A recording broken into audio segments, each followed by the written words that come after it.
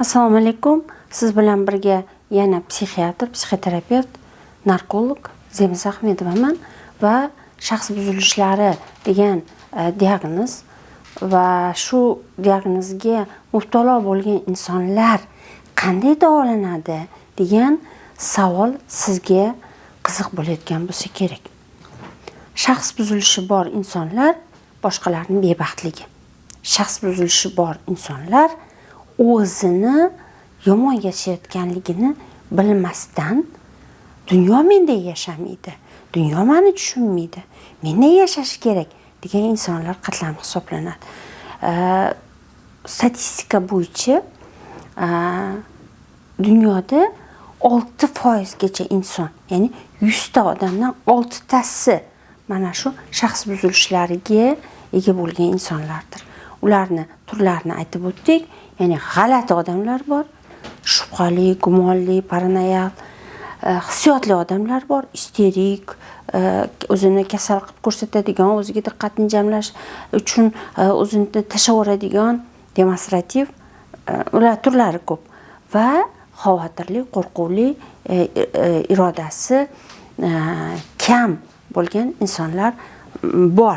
Mana shu insonlar irodasining kamligidan, o'zini qo'rqoqligidan, o'zini uyalchanligidan o'zicha yashaydigan uslubni paydo qilgan, lekin ularni bu xususiyatlari orqali yaqinlari qiynaladi. Shuning oqibatida ularning hayotida ishi yo'q, ajrashishlar ko'p, depressiyalar bor, qo'rquv, vahima holatlari oqibatida uyi yo'q yoki boshqa shikoyatlari bor va ularning atrofdagilar ulardan azobga chekishadi.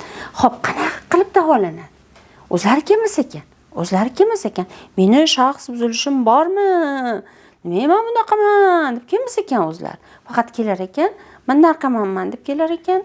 Bu o'sha qo'rquv, xavotir shaxs buzilishlarida, ya'ni o'zini qo'rquv, xavotirini bostirish uchun tobe shaxs buzilishi paydo bo'lib qolgan. Nimagadir tobe bo'ladi ular. Qochuvchi shaxs buzilishlari bor. Ishdan qochadi, mehnat qilishdan qochadi, sog'ligini ko'rsatishdan qochadi. Qo'rqadi chunki. Irodasi yetmaydi shuni sog'man deyishga. Irodasi yetmaydi. Yuragim soppa-sog' ursa-urar deyishga. Va unday insonlarni davolash uchun diagnozni psixiatr qo'yadi, psixoterapevt davolaydi. Qayerdadir klinik psixologlar ishlaydi, sotsializatsiyasida psixologlar ham ishlashi mumkin. Ular qanday davolanadi? Shaxs buzilishlari psixiatriyada davolash qiyin bo'lgan buzilishlardan biri hisoblanadi. Bunday insonlar xulq-atvorini muammo deb hisoblamaydi. Ular muammo emas deydi. Menda muammo yo'q deydi. Shuning uchun ular tez davolanish uchun murojaat qilmaydi. Vaholanki shaxs buzilishiga ega bo'lgan odam davolanish uchun murojaat qilsa ham hali bu insonlarni mana shunday suf-kuf deb tuzatib qo'yadigan kuchli, mexanizmli metodlar mavjud emas. Har bitta shaxs buzilishini o'sha shaxs buzilishiga to'g'ri tushadigan, o'sha shaxs buzilishiga yaxshiroq yotadigan, o'sha shaxs buzilishinigina yaxshiroq qilib beradigan o'zining metodlari mavjud. Ular bizning oldimizga, menda depressiya bor, kayfiyat yo'q, menda ko'p xavotirlanishdan qiynalyapman, uydan chiqmayapman, odamlarga qo'shila olmayapman, mendagi fikrlardan qiynalyapman deb keladi xolos. Endi nevrozdan farqi, nevroz kechagina bo'lib qolgan bo'lsa, bularga bolalikdan bo'lib kelganligi ma'lum bo'lib qoladi. Psixoterapiyani qaysi turlari mavjud? Biz yuqorida aytib o'tdikki, shaxs buzilishlari asosan bolalikdagi travmalardan kelib chiqadi. Bolalik travmalari bilan ishlashga EMDR terapiya, ya'ni Shapiro metodi, derealizatsiya, depersonalizatsiya darajasidagi shaxs buzilishlari bo'lib qolganda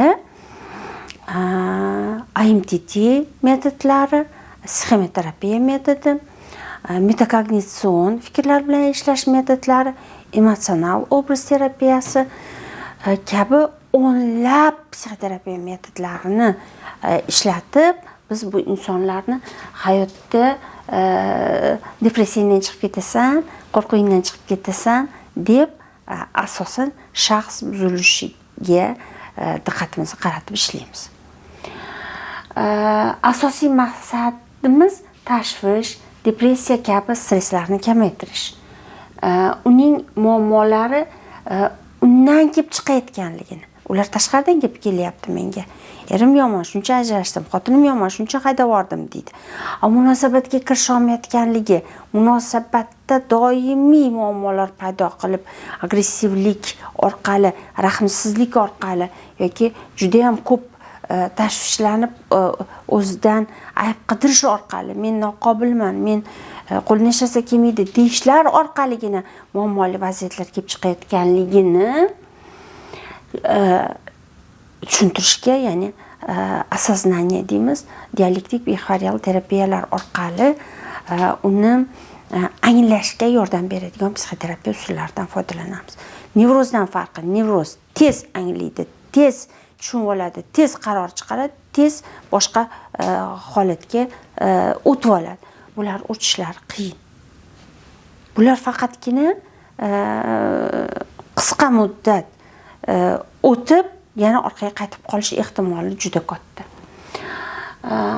Nosog'lom ijtimoiy jihatdan o'sha xulq-atvorni kamaytirishga ishlaymiz. Ya'ni antisotsial shaxs buzilishlari, ular rahmsiz, ular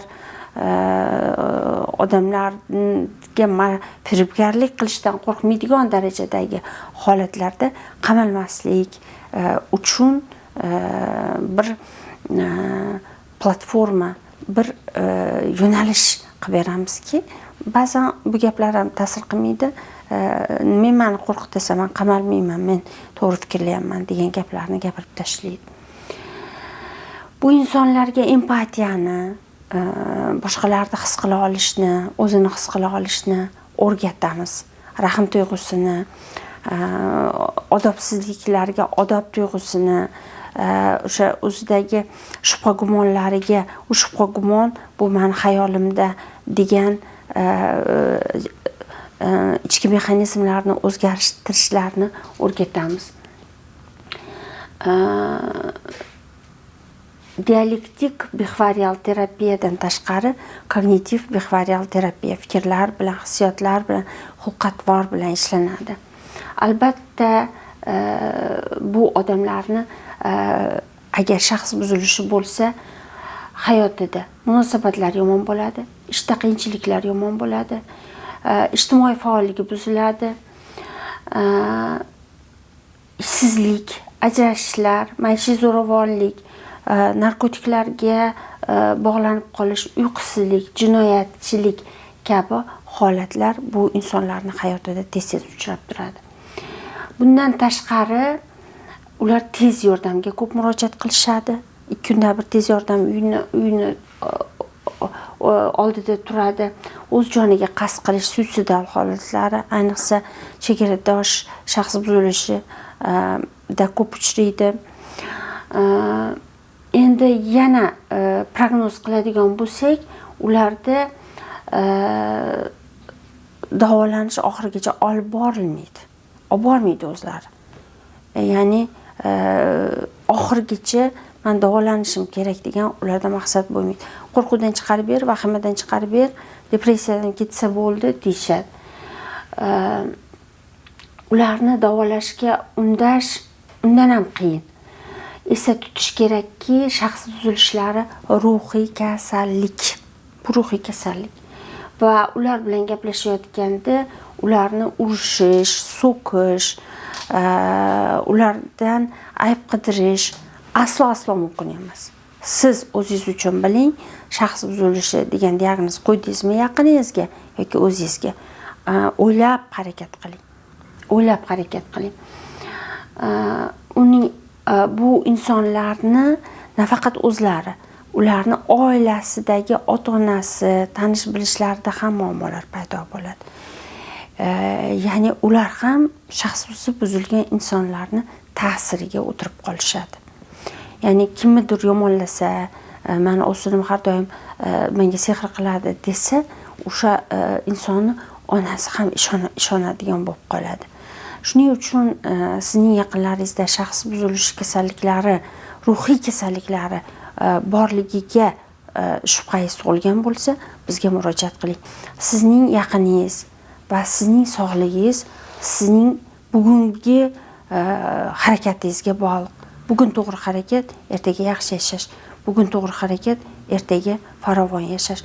Uyqusizlik dardidan, odamlarga qo'shila olmaslik dardidan, o'zidan kasallik qidiraverish dardidan, qo'rquv, vahima, panik atakalar yillar, 10 yillar davomida, 20 yillar davomida sizning hayotingizni yeb bitirmasligi uchun shaxs buzilishi ruhiy kasallik ekanligini tan olib, testlardan o'tib bizga murojaat qiling. Biz sizning hayotingizga, sizning yaqiningizni hayotiga yordam beramiz. 95 166 26 62 hamda bizni Zemiz Ahmedova psixiatr deb qidirishingiz mumkin. Hozirgi yangi moda ChatGPT sun'iy intellektlardan ham bizni qidirib, u orqali biz berayotgan foydali kontentlarni topib olish imkoniyatiga egasiz. doktorzemison.uz, psixiatr.uz, narkolog.uz sahifalarda Instagram, Telegram, YouTube, TikTok, Facebook ijtimoiy tarmog'ini barchasida bizni topib olishingiz mumkin.